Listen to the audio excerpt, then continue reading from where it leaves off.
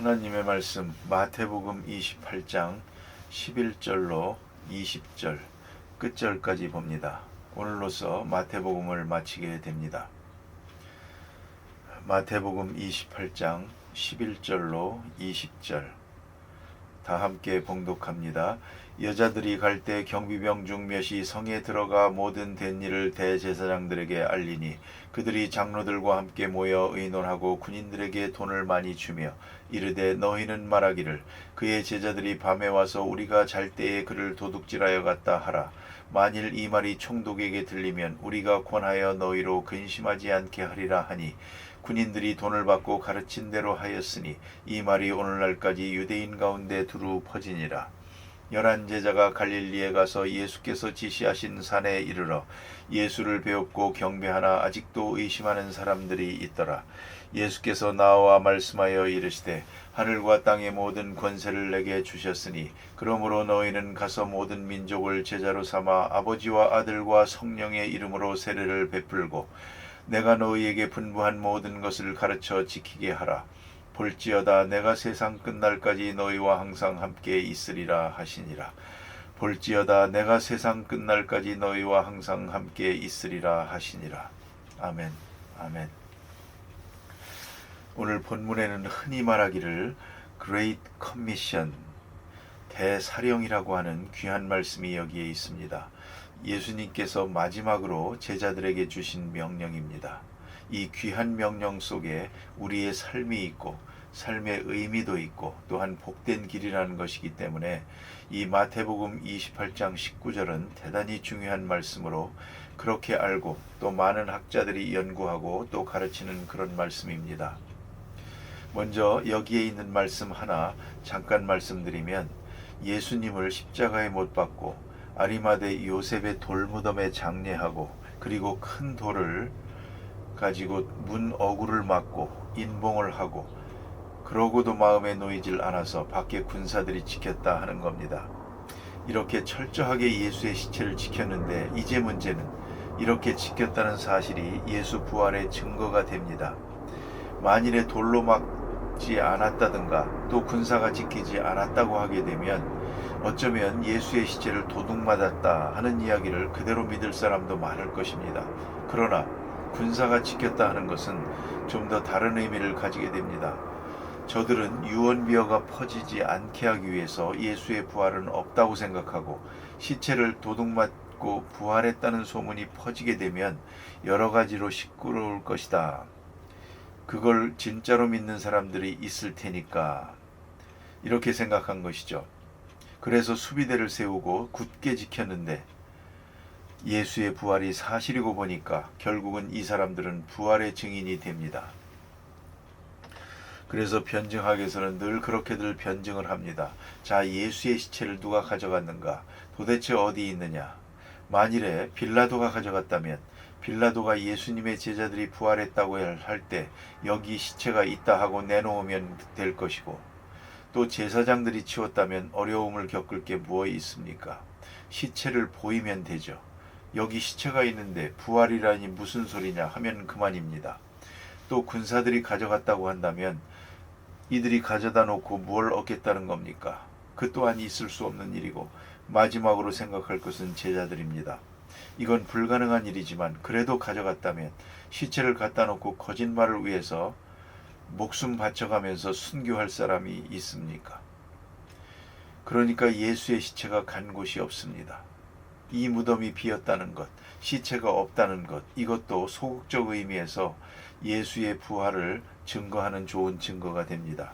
예수의 시체가 없습니다. 아무리 추리해봐도 시체는 없습니다. 다만 부활했다는 말로만 설명이 됩니다. 그러니 예수님께서 부활하셔서 이렇게 돌이 굴려지고 천사가 나타나게 될 때 저들은 혼비백산했는데 그들이 도망을 가서 그 사실을 제사장들에게 말하니까 제사장들이 난처하게 됐거든요. 그래서 돈을 주고 제자들이 와서 우리가 잠잘 때 훔쳐갔다고 말해라. 이렇게 말하는 것이죠. 그런데 재미있는 것은 이 말이 오늘까지 온 유대에 두루 퍼지니라. 돈 주고 말하지 말라 했다는 말까지 퍼진 것입니다. 결국은 그것은 소용이 없었고 오히려 이 사람들이 예수 부활을 증거하는 증인들이 되었다 하는 말입니다. 많은 사람들이 이 예수의 부활을 참으로 보지 못했다면 베드로와 요한 제자들이 많은 사람들을 모아놓고 3천 명을 모아놓고 설교를 하고 증거할 때에 이 사람들이 가만히 있었겠습니까? 찾아와서 여보시오, 거짓말하지 마시오, 바로 내가 봤소, 뭐 이러고 나올 것이 아닙니까? 그러니까 이 당시 상황은 아무리 이렇게 저렇게 미루어 봐도 예수의 부활은 그것이 사실이라는 것과 다른 것으로 증명할 수가 없다 하는 말씀입니다. 그래서 예수의 무덤을 지켰다고 하는 그 사실이 오히려 예수의 부활을 증거하는 결과가 되었다 하는 것이죠. 간혹 이런 일을 우리는 많이 봅니다. 많은 사람들이 예수 믿는 사람들을 핍박하고 고난을 주고 때로는 순교할 때도 있습니다. 이 많은 핍박 때문에, 그들이 가하는 핍박 때문에 기독교가 뭔지, 신앙이 뭔지, 하나님이 누구신지를 증거하게 됩니다. 순교자야말로 기독교 복음의 증인입니다. 위대한 순교자는 부활 생명의 증인입니다. 십자가의 복음의 확실한 증인이 됩니다. 이런 문제를 볼 때 정말로 우리 인간의 생각과는 다릅니다. 우리 인간은 자기의 계책을 위해서 악한 행동을 하지만 그 악한 행동으로 해서 오히려 복음이 확증되는 그러한 역사들을 많이 볼 수가 있습니다. 그래서 성경에 있는 대로 합동하여 선을 이룬다 하는 말이 바로 여기에 해당한다고 생각합니다. 그 다음에 여기 11제자가 하는 말은 가룟 유다가 빠지니까 11제자인데 다 모였습니다. 산에 올라갔을 때에 예수님을 뵙고 경배했습니다. 부활하신 예수님입니다. 부활하신 예수님을 만나서 지금 명령을 받는 그런 시간입니다. 18절 19절에 요약되어 있습니다. 그 명령의 근거는 어디 있는고 하니 권세에 있습니다. 예수님 말씀하십니다. 그런데 오늘 본문에 아주 재미있는 부분이 하나 있습니다. 그것은 오히려 의심하는 자도 있더라. 이 말씀이 마음에 듭니다. 어떻게 의심이 없겠습니까? 눈앞에 부활하신 예수님이 서 계시지만 의심하는 자도 있더라. 여기에 부활하신 예수님 만나는 이야기가 11번 계속되는데요. 그 말 중에 부활하신 예수님을 보면 아무도 의심하는 자가 없더라 하면 그거 문제 있는 겁니다. 어찌 의심을 안 하겠습니까? 당연히 의심이 있죠. 그 이성은 계속적으로 의심할 수밖에 없습니다. 인간의 생각으로서는 말입니다. 그런데 의심하면서 믿었다고 하는 사실이 중요한 겁니다. 그러니까 그의 밝은 이성, 우리 인간의 이성에 고장이 없었다는 겁니다. 정신 나간 사람이 아니라 이 말이요. 바른 의식이 여기에 있었다는 겁니다. 오히려 의심하는 자도 있더라.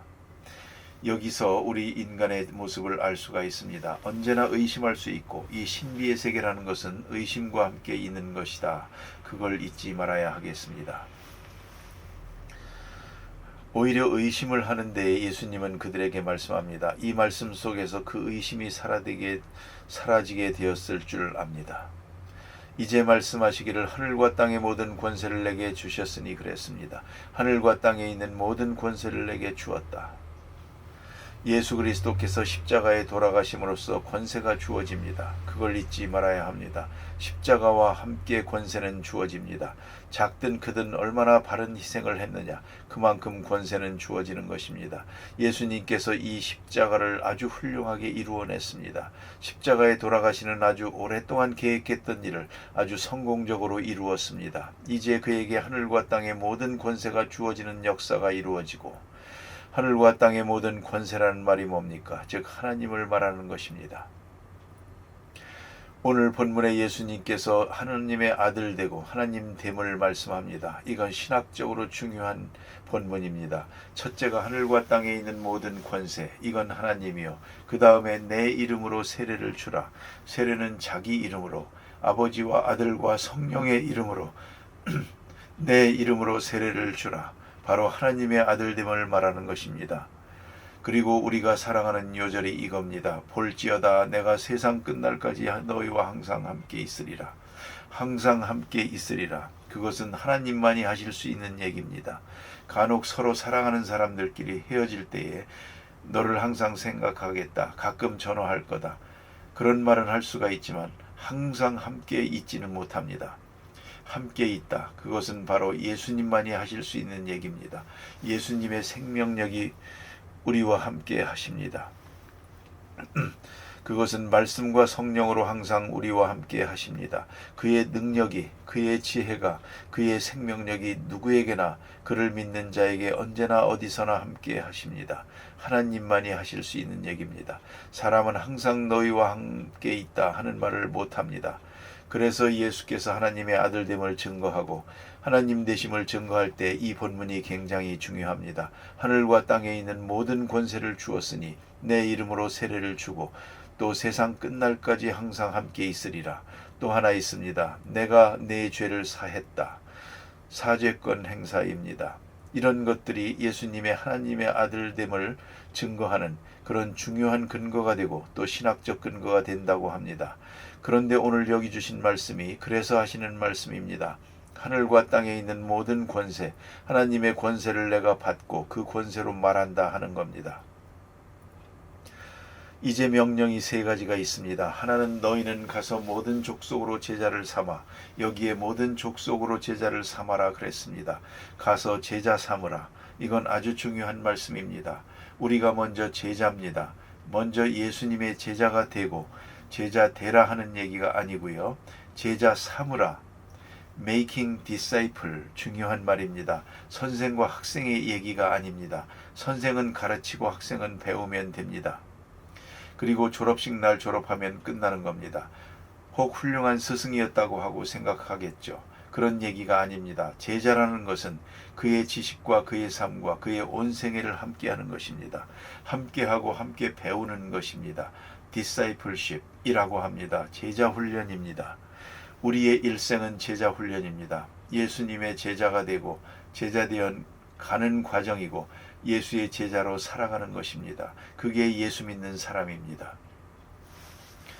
이것이 바로 우리가 살아가는 지금의 생활입니다. 예수님의 제자 되어가는 일입니다.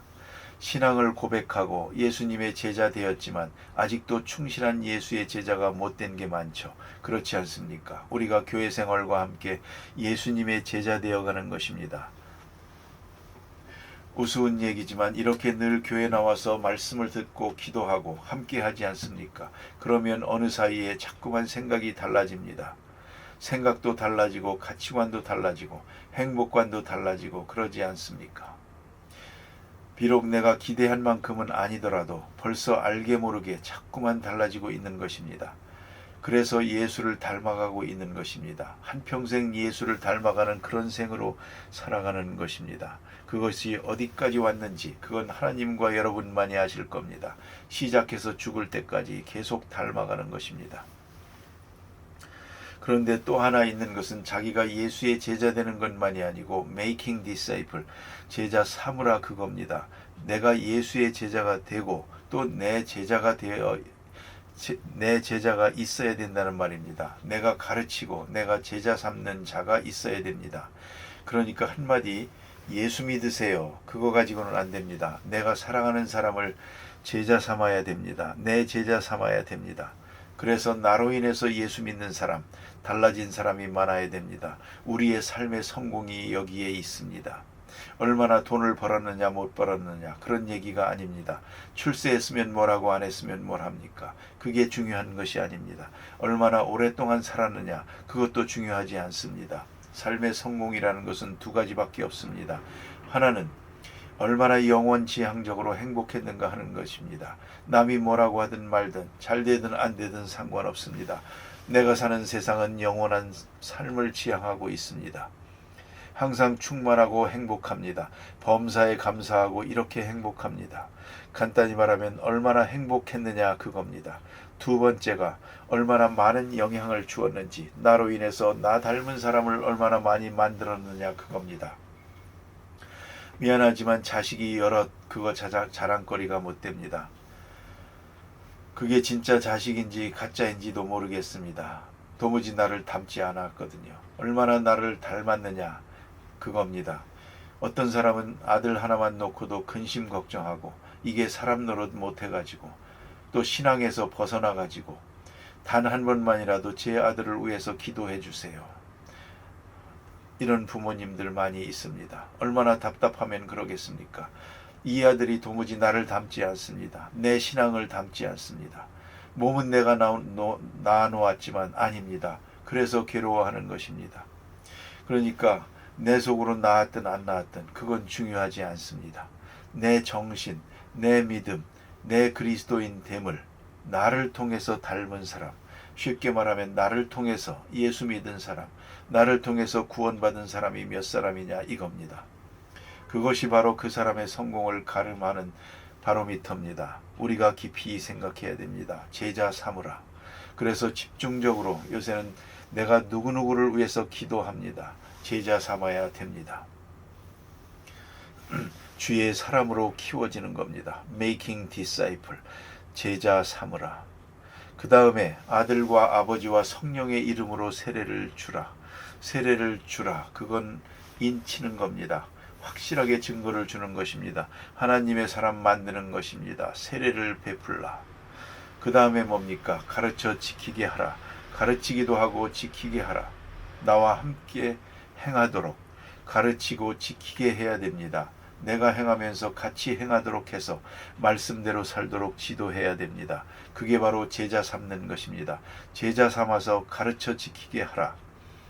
그래서 우리가 함께 봉사하는 것입니다. 내가 봉사할 때 같이 갑시다. 의료봉사 나갑니다. 보세요. 이 음력 정초 얼마나 중요한 휴가가 되겠습니까? 그 중요한 휴가, 며칠 휴가를 집에서 지내지 않고 그 어려운 나라에 가서 며칠 동안 지내고 옵니다. 얼마나 아름다운 마음입니까? 왜요? 그것이 즐거우니까. 그것이 진짜 휴가를 보내는 길이니까. 내 영혼이 기쁘니까. 그래서 가르쳐 지키게 하라. 모든 것을 가르쳐 지키게 하라.